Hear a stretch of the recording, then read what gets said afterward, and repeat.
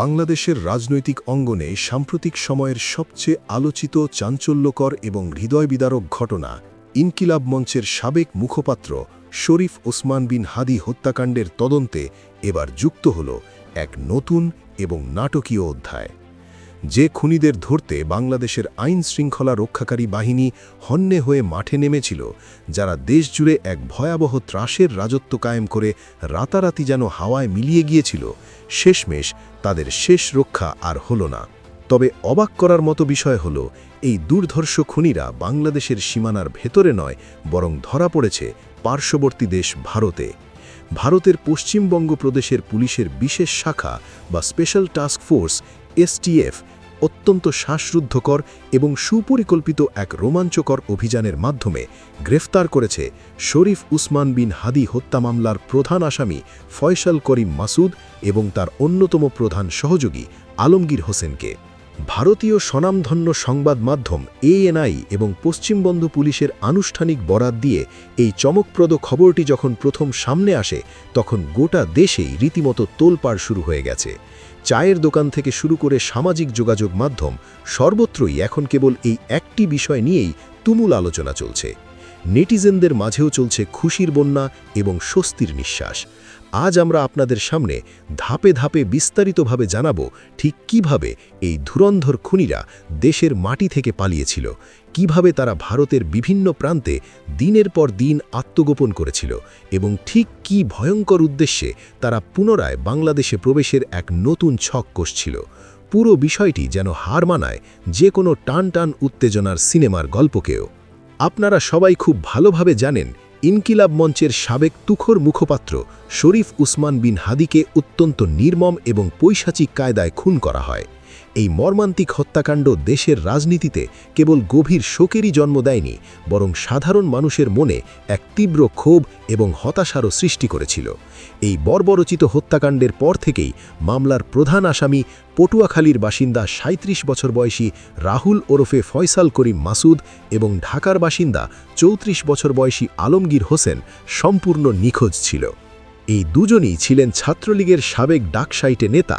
তখন তারা বাংলাদেশ পুলিশের চোখে অত্যন্ত সুকৌশলে ধুলো দিয়ে সীমান্ত পাড়ি দেয়। পশ্চিমবঙ্গ পুলিশের STF-এর দেওয়া বিস্তারিত প্রেস বিজ্ঞপ্তি থেকে খুব স্পষ্টভাবে জানা যায়, খুনের পর এই অপরাধীরা অত্যন্ত সুকৌশলে মেঘালয় সীমান্ত ব্যবহার করে অবৈধভাবে ভারতে প্রবেশ করেছিল।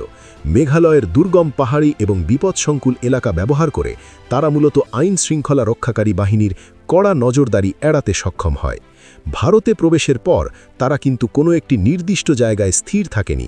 নিজেদের আসল পরিচয়ের সম্পূর্ণ গোপন করে, নাম ও চেহারা পরিবর্তন করে তারা আত্মগোপন করে থাকে এবং বারবার নিজেদের অবস্থান পরিবর্তন করে ভারতের বিভিন্ন জায়গায় পালিয়ে বেড়ায়। কিন্তু কথায় আছে, অপরাধী যতই চালাক হোক না কেন, আইনের লম্বা হাত থেকে চিরকাল লুকিয়ে থাকা কোনোভাবেই সম্ভব নয়। ঠিক সেটাই ঘটল। STF-এর কাছে হঠাৎ করেই একটি অত্যন্ত গোপন এবং শতভাগ বিশ্বাসযোগ্য গোয়েন্দা তথ্য আসে যে বাংলাদেশে চাঁদাবাজি, সন্ত্রাস ও খুনের মতো গুরুতর অপরাধ সংঘটিত করে পালিয়ে আসা এই দুই পলাতক আসামি সীমান্ত এলাকায় অত্যন্ত সন্তর্পণে অবস্থান করছে। তারা খবর পায় এই দুই খুনি পশ্চিমবঙ্গের বনগাঁও সীমান্ত এলাকায় এসে জড়ো হয়েছে। কিন্তু এখানে একটি বিশাল প্রশ্ন থেকে যায়, কেন তারা হঠাৎ করে এই বনগাঁও সীমান্ত এলাকায় এলো? ঠিক এখানেই লুকিয়ে আছে তাদের নতুন এক ভয়ানক এবং বিধ্বংসী ষড়যন্ত্রের ইঙ্গিত। পুলিশের প্রাথমিক জিজ্ঞাসাবাদে ইতিমধ্যেই বেরিয়ে এসেছে এক চাঞ্চল্যকর তথ্য, যা শুনলে যে কেউ শিউরে উঠবেন। ভারতের বিভিন্ন জায়গায় দীর্ঘদিন লুকিয়ে থাকার পর তারা মূলত সুযোগ বুঝে পুনরায় বাংলাদেশে প্রবেশেরই এই বনগাঁও সীমান্তকে অত্যন্ত সতর্কতার সাথে বেছে নিয়েছিল। বিশ্লেষকদের মতে হয়তো তাদের মূল পরিকল্পনা ছিল বাংলাদেশে ফিরে এসে নতুন করে কোনো বড় ধরনের রাজনৈতিক অস্থিরতা তৈরি করা, অথবা পুরনো কোনো আক্রোশ মেটানোর জন্য নতুন কোনো টার্গেট ঠিক করা। কিন্তু ৭ এবং ৮ মার্চের মধ্যবর্তী রাতে, অর্থাৎ শনিবার দিবাগত গভীর রাতে, STF-এর একটি চৌকস এবং প্রশিক্ষিত দল যখন বনগাঁও এলাকায় সরাসরি আকস্মিক অভিযান চালায়, তখন এই দুই পলাতক আসামির আর পালানোর কোনো পথই খোলা ছিল না। চারদিক থেকে ঘেরাও হয়ে একেবারে হাতে নাতে গ্রেফতার হয় ফয়সাল করিম মাসুদ এবং আলমগীর হোসেন। গ্রেফতারের পর রবিবার যখন তাদের ভারতের সংশ্লিষ্ট আদালতে কড়া নিরাপত্তার মধ্যে দিয়ে হাজির করা হয়, তখন তাদের বিরুদ্ধে অবৈধ অনুপ্রবেশ এবং অবস্থানের জন্য সুনির্দিষ্ট ধারায় মামলা দায়ের করা হয়। তার মানে দাঁড়াচ্ছে, তারা গ্রেফতার হওয়ার বেশ অনেকটা সময় পার হওয়ার পরেই আমরা সাধারণ জনগণ বিষয়টি জানতে পারলাম। আদালত তাদের পুরো ঘটনাটির আরও গভীর এবং বিস্তারিত তদন্তের জন্য পুলিশি হেফাজতে বা রিমান্ডে পাঠানোর সুস্পষ্ট নির্দেশ দিয়েছে। এখন সবচেয়ে বড় প্রশ্ন হচ্ছে, এর পরে আসলে কি হতে যাচ্ছে? যেহেতু তারা বাংলাদেশের একটি অত্যন্ত হাই প্রোফাইল হত্যা মামলার সাথে সরাসরি জড়িত, তাই তাদের দ্রুততম সময়ের মধ্যে দেশে ফিরিয়ে আনার আইনি প্রক্রিয়াটি এখন সবচেয়ে বেশি গুরুত্ব পাবে। বর্তমান বিএনপি সরকারের এখন অন্যতম প্রধান এবং নৈতিক দায়িত্ব হল এই কাজটি সর্বোচ্চ অগ্রাধিকার দিয়ে সম্পন্ন করা। বাংলাদেশ সরকারকে এখন আর এক মুহূর্ত দেরি না করে দ্রুততম সময়ের মধ্যে ভারতের সাথে উচ্চ পর্যায়ের কূটনৈতিক এবং আইনি যোগাযোগ স্থাপন করে এই খুনিদের দেশে ফিরিয়ে আনার পাকাপোক্ত ব্যবস্থা করতে হবে।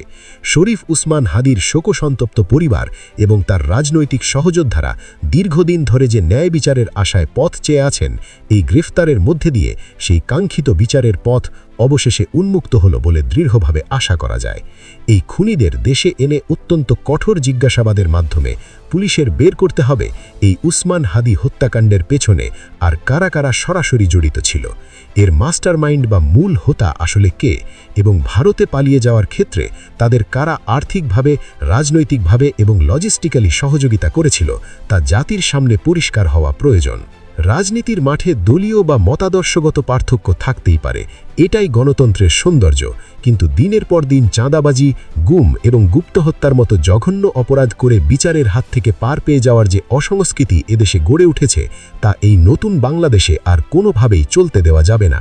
ফয়সাল করিম মাসুদ এবং আলমগীর হোসেনের আজকের এই পরিণতি দেশের অন্যান্য সকল অপরাধীদের জন্য একটি কড়া সতর্কবার্তা যে সীমান্ত পার হয়ে ভিন দেশে পালিয়ে গেলেই অপরাধের দায় থেকে চিরকালে মুক্তি পাওয়া যায় না।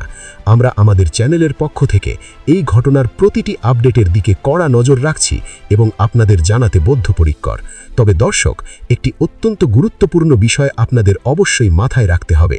এই গ্রেফতারের খবর শুনে আমরা হয়তো সাময়িক স্বস্তি পাচ্ছি, কিন্তু ঠিক এই জায়গাটিতেই আমাদের সবচেয়ে বেশি সতর্ক এবং সজাগ থাকতে হবে, কারণ ইতিহাসের পাতা উল্টালে আমরা এমন অনেক চাঞ্চল্যকর ঘটনার সাক্ষী হই যেখানে মাঠ পর্যায়ের ভাড়াটে খুনিদের ধরে মূল হোতাদের আড়াল করার এক সুনিপুণ নাটক সাজানো হয় রাষ্ট্রের সর্বোচ্চ পর্যায় থেকে। আপনাদের নিশ্চয়ই 2018 সালে তুরস্কের ইস্তাম্বুলে সৌদি দূতাবাসের ভেতরে জার্নালিস্ট জামাল খাশোগির সেই রোমহর্ষক হত্যাকাণ্ডের কথা খুব ভালোভাবে মনে আছে। সেই নৃশংস ঘটনার পর যখন বিশ্বজুড়ে নিন্দার ঝড় উঠল এবং তোলপাড় শুরু হলো, তখন পরিস্থিতি সামাল দিতে সৌদি সরকার তড়িঘড়িতে বেশ কয়েকজনকে গ্রেফতার করল, এমনকি তাদের মধ্যে কয়েকজনকে ফাঁসির দড়িতেও ঝোলালো। গোটা বিশ্বকে তারা দেখানোর চেষ্টা করল যে ন্যায় বিচার পুরোপুরি প্রতিষ্ঠিত হয়েছে। কিন্তু আসল সত্য ঘটনাটি আসলে কি ছিল? সেই হত্যাকাণ্ডে যিনি মূল নির্দেশদাতা ছিলেন, যিনি হুকুমের আসল আসামি, সেই যুবরাজ মোহাম্মদ বিন সালমান বা MBS-এর কিন্তু টিকটিকিও কেউ ছুঁতে পারেনি। মূল হোতাকে সম্পূর্ণ ধরাছোঁয়ার বাইরে নিরাপদে রেখে রাষ্ট্রীয় ক্ষমতার জোরে কেবল কয়েকজন ভাড়াটে খুনিকে শাস্তি দিয়ে পুরো ঘটনাটি অত্যন্ত চতুরতার সাথে ধাপাচাপা দেওয়া হয়েছিল। আজ ইনকিলাব মঞ্চের সাবেক মুখপাত্র শরীফ উসমান বিন হাদির হত্যাকাণ্ডের ক্ষেত্রেও ঠিক একই রকম একটি গভীর এবং অন্ধকার ষড়যন্ত্রের গন্ধ পাওয়া যাচ্ছে বলে অনেক রাজনৈতিক বিশ্লেষক মনে করছেন। পশ্চিমবঙ্গ পুলিশের হাতে ফয়সাল করিম মাসুদ এবং আলমগীর হোসেনের এই আকস্মিক গ্রেফতার কি কেবলই পুলিশের একটি সাধারণ সাফল্য, নাকি এর পেছনেও রয়েছে অন্য বড় কোনো সুদূরপ্রসারী রাজনৈতিক অঙ্ক? আমাদের বিষয়টি নিয়ে গভীরভাবে ভাবতে হবে। আপাত দৃষ্টিকে এই দুজনকে আটকের মাধ্যমে উসমান হাদি মার্ডারের পেছনের আসল হুকুমের আসামিকে খাশোগি হত্যাকাণ্ডের মতোই একইভাবে আড়াল করার কোনো সূক্ষ্ম ব্লুপ্রিন্ট বাস্তবায়িত হতে যাচ্ছে কিনা তা নিয়ে জনমনে বিস্তর সন্দেহ রয়েছে। ফয়সাল এবং আলমগীর হয়তো কেবলই দাবা খেলার ঘুঁটি মাত্র, তারা হয়তো কেবল নির্দেশ পালনকারী বা ভাড়াটে খুনি হিসেবে এই জঘন্য কাণ্ডটি করেছে। কিন্তু কার নির্দেশে, কার আস্ফালনে তারা এত বড় একটি কাজ করার সাহস পেল? যে মানুষটি একটি স্ত্রীকে স্বামীহারা করল, একটি পরিবারকে পথে বসিয়ে দিল, তাকে খুঁজে বের করতে হবে যে কোনো মূল্যে। কে বা কারা নেপথ্যে থেকে তাদের অস্ত্র সরবরাহ করল, বিপুল পরিমাণ অর্থ দিল, রাজনৈতিক আশ্রয় প্রশ্রয় দিল এবং সীমান্ত পার হয়ে ভারতে দিনের পর দিন আত্মগোপন করার মতো বিশাল লজিস্টিক সাপোর্ট নিশ্চিত করল। এই মাস্টার মাইন্ডরা কিন্তু পর্দার আড়ালেই বহাল তবিয়তে রয়েছেন এবং হয়তো নতুন কোনো ছক কষছেন। সচেতন নাগরিক এবং বিপ্লবী জনতা হিসেবে আমাদের পরিষ্কার জানিয়ে দিতে হবে, এই ধাপাচাপা দেওয়ার পুরনো খেলা বাংলাদেশে আর কোনোভাবেই ঘটতে দেওয়া যাবে না। শুধু ফয়সাল আর আলমগীরকে দেশে ফিরিয়ে এনে বিচার করলেই এই ঘটনার প্রকৃত বিচার নিশ্চিত হবে না। তাদের রিমান্ডে নিয়ে কঠোর থেকে কঠোরতর জিজ্ঞাসাবাদের মাধ্যমে বের করতে হবে সেই অদৃশ্য হাতগুলোকে যারা দূর থেকে বসে এই বর্বরচিত হত্যাকাণ্ডের নকশা তৈরি করেছে, যারা পেছন থেকে সুতোর টানে কলকাঠি নেড়েছে। সেই মূল হোতাদের, সেই হুকুমের আসামিদের যে কোনো মূল্যে গ্রেফতার করে আইনের আওতায় আনতে হবে। কেবল ব্যবহৃত অস্ত্রটিকে ধ্বংস করলেই হবে না, যে হাত সেই অস্ত্র চালিয়েছে সেই হাতটিকেও আইনের শিকল পরাতে হবে। নচেত শরীফ উসমান হাদির ঝরা রক্ত সম্পূর্ণ বৃথা যাবে এবং দেশে গুম খুনের এই বিচারহীনতার সংস্কৃতি কখনোই বন্ধ হবে না। বিচারের নামে এই ধরনের কোনো প্রহসন যেন বাংলার মাটিতে আর না হয়, সেদিকে আমাদের সবার সজাগ দৃষ্টি রাখতে হবে। আজকের আলোচনায় আপনারা আরেকটি গুরুত্বপূর্ণ ঘটনার কথা নিশ্চয়ই জানেন। এই শরীফ উসমান বিন হাদি যে ঢাকা ৮ আসনে নির্বাচনের জন্য দাঁড়িয়েছিলেন, সেই ঢাকা ৮ আসনের বর্তমান এমপি মির্জা আব্বাস তার প্রতিদ্বন্দ্বী প্রার্থী নাসির উদ্দিন পাটোয়ারির বিরুদ্ধে সম্প্রতি একটি মামলা ঠুকে দিয়েছেন। তার মানে ঘটনা কিন্তু অনেক গভীরে প্রথিত এবং এর ডালপালা অনেক দূর পর্যন্ত বিস্তৃত। এখন এই পুরো ঘটনা কতটুকু উন্মোচন করতে পারবে বর্তমান বিএনপি সরকার সাহসিকতার সাথে, সেটাই দেখার সবচেয়ে বড় বিষয়। নাকি এই আলমগীর আর ফয়সালকে দিয়েই ওপারে পাঠানো হবে এবং মূল ঘটনা চিরতরে ধামাচাপা পড়ে যাবে? দর্শক, সবকিছুই আমাদের অত্যন্ত তীক্ষ্ণ দৃষ্টিতে খেয়াল রাখতে হবে। রাজনীতির এই জটিল সমীকরণে কখন কি ঘটে তা বলা মুশকিল। আমরা প্রতিটি আপডেট সংগ্রহ করে আপনাদের সামনে বস্তুনিষ্ঠভাবে জানাবো। এই ধরনের আরও গুরুত্বপূর্ণ খবর এবং বিশ্লেষণ পেতে অবশ্যই আমাদের চ্যানেলটি সাবস্ক্রাইব করে বেল আইকনটি বাজিয়ে রাখুন, যাতে কোনো আপডেটই আপনার মিস না হয়। আপনাদের মতামত আমাদের কমেন্ট বক্সে জানাতে ভুলবেন না।